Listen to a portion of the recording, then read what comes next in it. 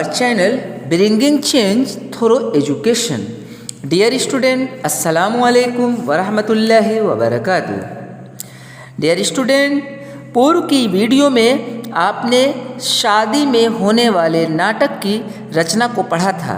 इन गद्यांशों को पढ़कर आप सबको यही महसूस हो रहा होगा कि लेखक के बीच दादी का किस प्रकार घनिष्ठ आत्मा से जुड़ा संबंध है। लेखक की दादी ममता, प्यार, प्रेम, स्नेह एवं दया की मूर्ति हैं। इस घटना पर लेखक को बहुत हंसी आ रही है। वो जो घटना हुई थी ना कि सारे लोग बारात चले गए थे, लेकिन ये इनका मेरा भाई नहीं गए थे, चादर ओढ़ कर सोए हुए थे, ये भी वहीं पर सोए हुए थे। तो आगे देखिए, और जबकि ये भी बताया गया है कि जब नाटक होता है तो नाटक में सिर्फ औरतें ही रहती हैं और अगर कोई पुरुष होता है तो उसको बुरा माना जाता है। आगे देखिए क्या बताया जा रहा है। मुझे भी पास ही एक चारपाई पर चादर उड़ाकर दादी माँ ने चुपके से सुला दिया था। बड़ी हंसी आ रही थी। सोचा कहीं ज़ोर से हंस दूं, भेद खुल जाए तो निकाल बाहर किया जाऊंगा, पर भाभी की बात पर हंसी रुक ना सकी और भंडा फोड़ हो गया। डियर स्टूडेंट, लेखक को बहुत हंसी, ये लेखक की दादी ने इनको चादर उड़ाकर वहीं पर सुला दिया था। तो लेखक को भी बहुत हंसी आ रही थी और सोच रहे थे कि अगर भेद खुल जाएगा तो निकाल बाहर किया जाऊंगा, क्योंकि अनुमति नहीं होती थी किसी पुरुष को नाटक के दौरान सोने की। केवल औरतों की उपस्थिति को सही माना जाता था, कोई भी पुरुष वहाँ पर उपस्थित नहीं होना चाहिए था। पर लेखक की भाभी की ये सोए हुए थे वहीं पर, तो लेखक की भाभी की किसी बात पर लेखक को हंसी, लेखक की हंसी रुक ना सकी। वो हंस दिए थे इससे, यानी सोए थे चादर में और किसी बात पे, नाटक होता है तो सब आपस में बात करते रहे, किसी बात पे हंसी आ गई, इनको भी हंसी रोक ना सके और सबको कुछ पता चल गया, भंडा फोड़ हो गया, यानी सब कुछ पता चल गया। आगे देखिए, देबू की माँ ने चादर खींच ली। कहो दादी, यह कौन बच्चा सोया है, बेचारा रोता है शायद, दूध तो पिला दूँ। हाथापाई शुरू हुई। दादी माँ बिगड़ी, लड़के से क्यों लगती हो। देबू की माँ, यानी देबू की माँ ने लेखक का मजाक उड़ाते हुए कहा कि अरे कौन इतना छोटा बच्चा सोया है, मजाक में कह रहे हैं कि इसे दूध तो पिला दो। और इस बात पर लेखक को गुस्सा आ गया और हाथापाई शुरू हो गई, जिस पर दादी माँ बिगड़ी और बोली कि लड़के से क्यों उलझ रही हो, लड़के की क्यों मुंह लग रही हो। आगे देखिए, सुबह रास्ते में देबू की माँ मिली। कल वाला बच्चा भाभी, मैं वहाँ से ज़ोर से भागा और दादी माँ के पास जा खड़ा हुआ। वस्तुतः किसी प्रकार का अपराध हो जाने पर जब हम दादी माँ की छाया में खड़े हो जाते हैं, आबैदान मिल जाता है। आगे कह रहे, लेखक कह रहे हैं, सुबह जब रास्ते में देबू की माँ मिली तो उसने दादी से पूछा कि भाभी मतलब यहाँ दादी माँ, यानी लेखक की दादी माँ, देबू की माँ की भाभी लगती थी। तो पूछा, भाभी कल वो जो रात में औरतों के नाटक में मुंह ढाक के सो रहा था, मजाक में कह रही है, वो बच्चा कहाँ है भाभी। लेखक कह रहे हैं कि मैं वहाँ मौजूद था। ये सुनते ही मैं फ़ौरन उनको देखते ही तेज़ी से भागा और दादी माँ के पास ऐसे खड़ा हो गया जैसे जब हम घर में कोई गलती करते हैं बड़ों के सामने तो बचने के लिए बूढ़ों बुज़ुर्गों के यहाँ पनाह चाहते हैं, तो ऐसे ही बचने के लिए दादी माँ के पास खड़े हो जाते हैं, पनाह मिल जाती है। कह रहे ऐसे मैं भी सुनते ही तेज़ी से भागा और दादी माँ के पास पनाह के लिए आ गया। स्नेह और ममता की मूर्ति। दादी माँ की एक एक बात आज कैसी कैसी मालूम होती है। परिस्थितियों का वात्याचक्र जीवन को सूखे पत्ते सा कैसा नचाता है, इसे दादी माँ खूब जानती थी। दादा की मृत्यु के बाद से ही वे बहुत उदास रहती। संसार उन्हें धोखे की टट्टी मालूम होता। दादा ने उन्हें स्वयं जो धोखा दिया, वे सदा उन्हें आगे भेजकर अपने पीछे जाने की झूठी बात कहा करते थे। दादा की मृत्यु के बाद कुकुरमुत्ते की तरह बढ़ने वाले, मुंह में राम बगल में छुरी वाले दोस्तों की शुभचिंता ने स्थिति और भी डामाडोल कर दी। दादा के श्राद्ध में दादी माँ के मना करने पर भी पिताजी ने जो अतुल संपत्ति वे की वह घर की तो थी नहीं। लेखक यहाँ कह रहे हैं कि दादी माँ प्यार और ममता की मूर्ति जैसी थी। वो हालात का भवंडर, जिंदगी सूखे पत्ते की तरह कैसे कैसे नचाता है इससे अच्छी तरह वाकिफ थी। दादी माँ खूब अच्छी तरह वाकिफ थी, सिचुएशन को समझती थी। दादा की मौत के बाद दादी उदास रहती थी और उन्हें दुनिया धोखे की टट्टी मालूम होती थी। यहाँ बताया गया है कि ये दुनिया धोखे की तरह मालूम होती थी। यानी दादा के मर जाने के बाद लोगों का व्यवहार उनके साथ अच्छा नहीं था। और लेखक कह रहे हैं कि खुद दादा ने भी दादी माँ को धोखा दिया। वो धोखा ये दिया कि दादाजी हमेशा ये कहते थे दादी माँ से कि दादी माँ की मृत्यु पहले होगी, यानी दादी माँ पहले मरेंगी और उनके पीछे पीछे मेरी मृत्यु होगी, मैं दादी माँ के पीछे पीछे आऊँगा, दादाजी कहते थे। लेकिन दादाजी की मृत्यु अचानक पहले हो गई तो दादी माँ को लगा कि दुनिया ने जो धोखा दिया ही दिया, दादा भी पहले मरकर धोखा दे गए। वे कहते हैं, पहले इधर देख लीजिए, हाँ शब्दों के अर्थ देख लीजिए। वात्य चक्र कहते हैं भवंडर को, परिस्थिति कहते हैं हालत को, हालात को, सिचुएशन को, कुकुरमुत्ता मशरूम को कहते हैं जो अपने आप बढ़ते हैं, और वे कहते हैं खर्च करना, है ना। आगे देखिए, कह रहे दादा की मृत्यु के बाद कुकुरमुत्ते की तरह बढ़ने वाले, मुंह में राम बगल में छुरी, यानी कुछ दोस्त ऐसे होते हैं जो मुंह पे कुछ कहते हैं और आड़ में कुछ कहते हैं, मुंह पे तारीफ करते हैं और आड़ में शिकायत करते हैं। ऐसे लोगों की वजह से सिचुएशन और ख़राब हो गई, हालात और नासाजगार हो गए। अरे दादी माँ के मना करने पर भी पिताजी ने अतुल संपत्ति व्यय की। दादा के श्राद्ध में, यानी दादा के इलाज में या कुछ ऐसा है ना, तो दादी माँ के मना करने पर भी, श्राद्ध मेरे ख्याल से अंतिम संस्कार या कुछ ऐसा होता होगा, इसकी मीनिंग कंफर्म कर लीजिएगा। तो दादी माँ के मना करने पर भी पिताजी ने अतुल संपत्ति व्यय की। संपत्ति कहते हैं दौलत, अतुल बहुत ज़्यादा व्यय करना, खर्च करना, बहुत ज़्यादा खर्च कर दिया था। और वो संपत्ति घर की तो थी नहीं, बहरहाल लोग कर्ज लिए थे, है ना। दादी माँ अक्सर उदास रहा करती। माघ के दिन थे, माघ का दिन कड़ाके की सर्दी का दिन होता था। कड़ाके की सर्दी पड़ रही थी, पछुआ का सन्नाटा और पाले की शीत हड्डियों में घुसी पड़ती। पछुआ का सन्नाटा और पाले की शीत, यानी शीत कहते हैं ठंड को, यानी माघ में कड़ाके की सर्दी जो पड़ती थी और जो वो हवाएं होती थी, सख्त ठंड हवाएं जो होती थी, ऐसा लगता था ठंडक हड्डियों को छू रही है, हड्डियों को चुभ रही है। शाम को मैंने देखा, लेखक कहने के शाम को मैंने देखा दादी माँ गीली धोती पहने कोने वाले घर में एक संदूक पर दिया जलाए हाथ जोड़कर बैठी हैं।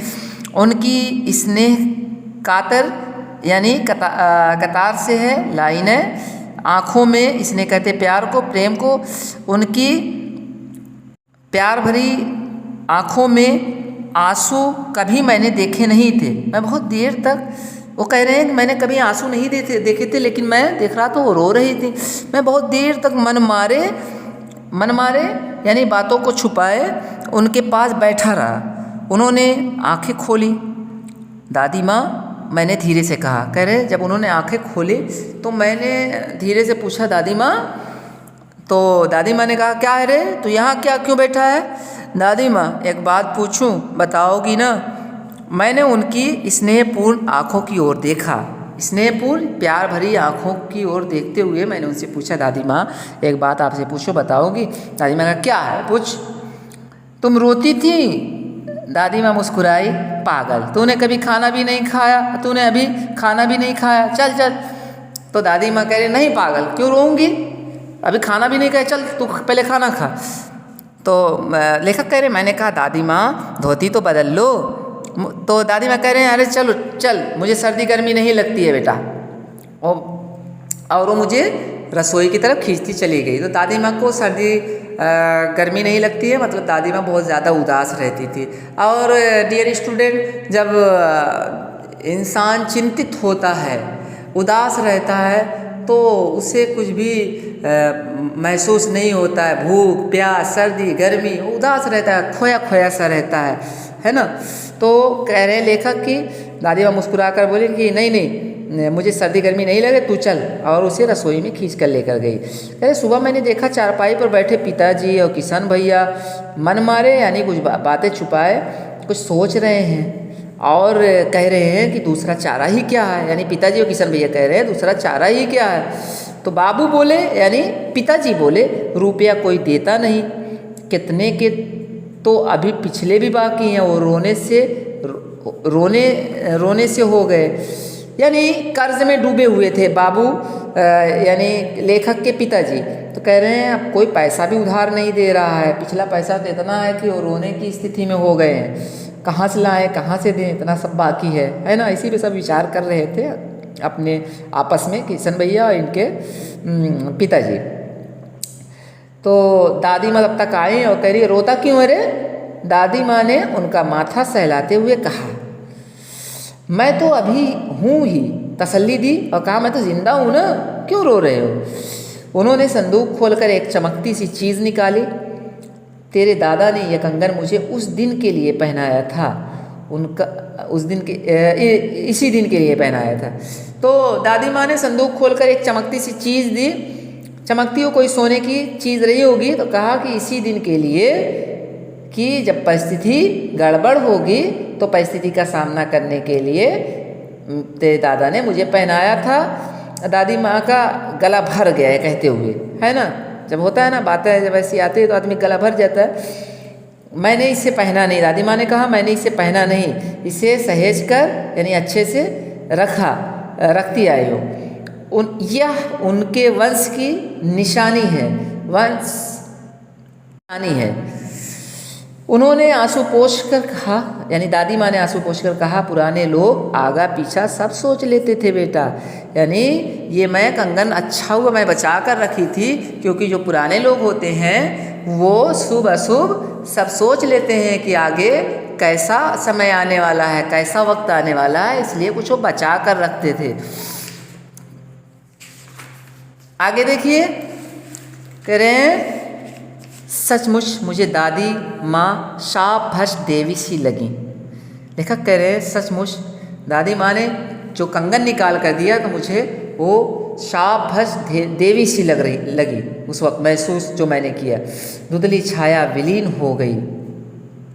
डियर स्टूडेंट, शुरू में हमने पढ़ा था कि दादी के लेखक के सामने दादी माँ की यादों की धुंधली छाया आ गई थी, और अब इन सब घटनाओं की यादों के बाद लेखक उसे अपने ख्याल से बाहर किया, यानी वो ख्यालात से बाहर निकला।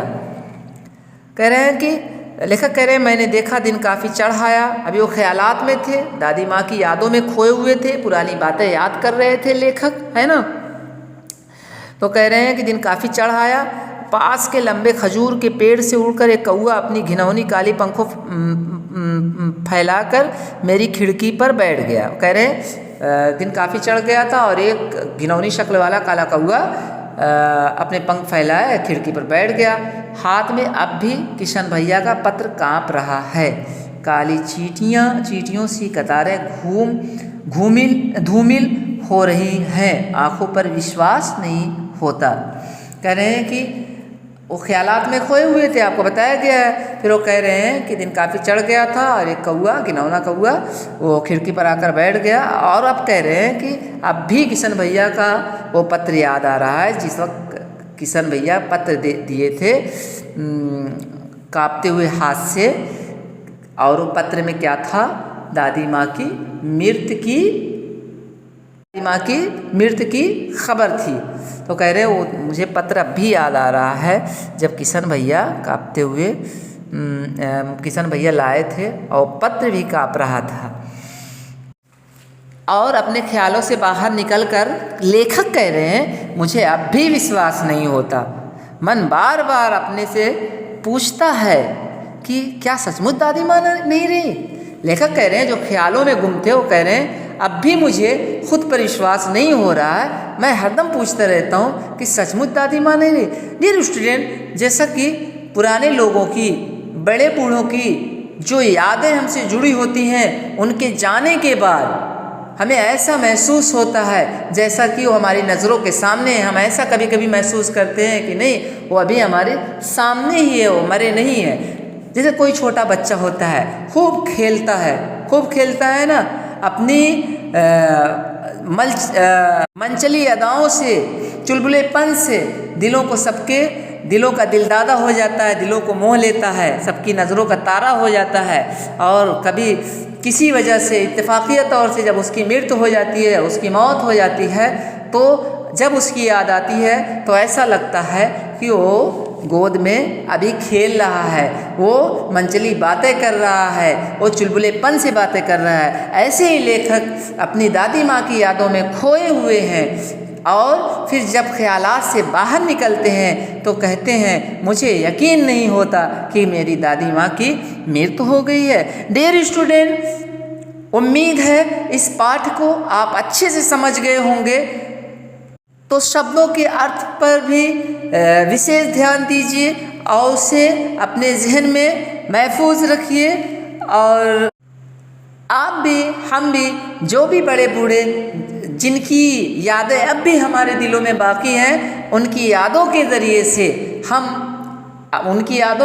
से एक बार फिर से उन्हें ताज़ा कर लें, उनकी यादों को ताज़ा कर लें और सबको आशीर्वाद दें, सबके लिए सबको दुआएं दें। और डियर स्टूडेंट, इस पूरे चैप्टर में जो बताया गया है वो यही बताया गया है, जो घर के बुज़ुर्ग होते हैं, जो बहुत महत्व होते हैं, घर के निज़ाम को भले ही कुछ ना करें, घर में वो कुछ भी नहीं करते, लेकिन उनका घर में रहना ही काफ़ी है। उनकी राय होती है, वो मशवरे देते हैं, क्योंकि उनके साथ तजर्बात जुड़े होते हैं, वो दौर देखे हुए होते हैं हर परिस्थितियों का, यानी अनुकूल प्रतिकूल परिस्थितियों का सामना किए होते हैं। और इस तरीके से वो वाकिफ़ होते हैं कि हालात से, सिचुएशन से कैसे सामना, सारी बातें उन्हें मालूम होती है। और इस तरीके से वो मशवरा देते हैं और हमें उनके तजर्बों और उनके मशवरों से जब हम काम करते हैं तो जीवन में सफलता भी मिलती है। यानी बड़े बूढ़े लोगों का घरों में रहना, घरों के लिए, परिवार के लिए, सबके लिए, परिजनों के लिए काफ़ी महत्व होता है। डियर स्टूडेंट, इस तरीके से आप लोग भी अपने बड़ों की इज़्ज़त करें और उनकी पुरानी यादों को ताज़ा करें। Thank you.